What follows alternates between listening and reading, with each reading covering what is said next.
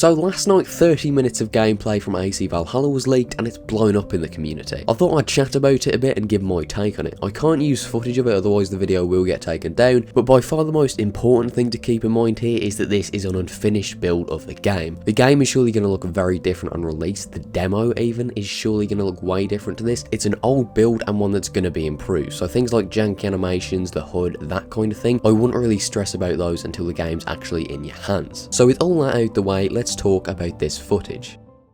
So when this came out last night, I didn't really have a very good reaction to it, but after realising it wasn't the final product and was an early build, I can still say I'm really optimistic about the game. I think most flaws here are things that are easily ironed out with time, and so I wouldn't really worry about them, despite a lot of the community are really worrying about them, but yeah, we'll talk more about that at the end. The 30-minute video that was released starts off in East Anglia, in Northwick, which is basically Norwich, and it looks absolutely beautiful. I know that's not a word often associated with Norwich, but I think Valhalla genuinely looks better than Odyssey and Origins, and I do hope the graphics are just as strong on release. There's a section where you're sailing to siege a castle and you see these flaming arrows coming down on you, and it's this really breathtaking moment of spectacle that's just in the play-by-play. Speaking of play-by-play, the horse riding looks great. In both Origins and Odyssey it looked and felt quite stiff, but here it doesn't, or at least doesn't look like it. It seems that the option to gallop isn't back, but you've got these cinematic travelling animations that I'm sure are going to look better on release. We got to look at the female version of Eivor here, and her voice actor Cecily Stenspiel was quite good in what we heard of her. Obviously there wasn't some super emotive big scene in the footage, but she gave a speech before battle and she's got a powerful voice and more importantly a convincing one, and that's great. Having seen The Last Kingdom now, I know Magnus Brun is also a good actor. I wasn't worried or anything, it's just sort of nice to have that confirmation both of them are going to be well acted. The soundtrack is also beautiful. We knew it would be with Sarah Schachner and Jesper Kyd himself working on it, and it's just surreal to hear new Jesper Kyd AC music in 2020. Like, you could hear bits of it at the end of Q&As, but here you just got uninterrupted audio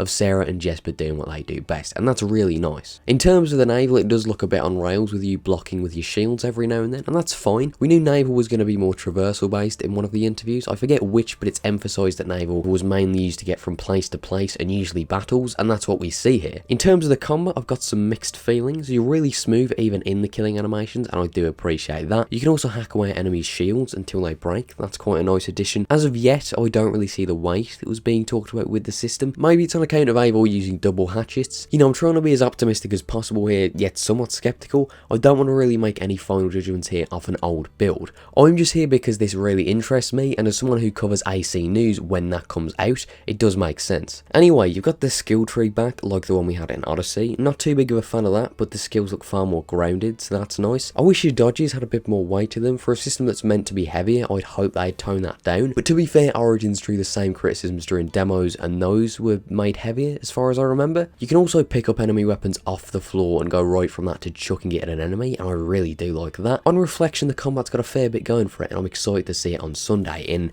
you know, a more refined form. Also, it's a small thing, but the sound the light bow makes when you shoot it has been changed, and as small as it is, I do appreciate that. If you pause at the right time, you can see a bit of the map, which was kind of crazy seeing like Great Yarmouth kind of area on an AC map, but great nonetheless. The map seems to be sort of half 3D with villages and castles sticking out of the map, sort of like the Game of Thrones intro. Down the side of the map there's 3 bars that seem to deplete as you progress: wealth, mysteries and secrets, which I suppose makes 100% in the game more convenient. I suppose the wealth is this game's equivalent of the power a territory would have in Odyssey, and I'll have to see those more to actually judge them. I'm guessing mysteries is just uncovering normal quests, and then I'd assume secrets would be more special locations like tombs. Well, not tombs in this case, but the equivalent to tombs or glyphs, that sort of thing. The skill tree or skill graph is mental. It looks huge, but the abilities seem simpler than Odyssey's. It's things like improving melee damage or improving your draw speed with your bow, and I like that, as I'm not a massive fan of making a build of character, but we're yet to see the full thing, I suppose. My one big issue that I think is fair to have even with an early build is it doesn't look like an Assassin's Creed game at all. If you showed me this a few years ago, I'd think it's a AAA Viking game and nothing more. Obviously we knew this wasn't going to play like AC1 or Unity or any of that, but to see 30 minutes of Assassin's Assassin's Creed gameplay and for none of it to give off the feeling of AC, that's kind of worrying to me. But besides that issue, which is a fairly large one to be fair, there's not too much I take issue with here, given the context. A lot of people are talking about the HUD and UI. I'm not a fan of this either, but I'm 99% sure it'll be different at launch. HUDs often look really different to their demos on release, and this isn't even a demo, it's before that. It's bound to change really. And with that, I think I've sort of touched on everything important here. As I said, I had quite a negative knee-jerk reaction to this, but after realising it's an older build and most of my issues are things that can easily be fixed in 9 months, or however much time there is between this build and when the game goes gold, I think it's safe to build an opinion of this when we see the demo next week. As interesting as this is, I've honestly been so surprised by the reception of this. I initially saw a lot of negative reactions and I decided to go to the AC subreddit, which is far more of like a melting pot of AC fans, and even tons of people there are getting tons of upvotes saying this is shit,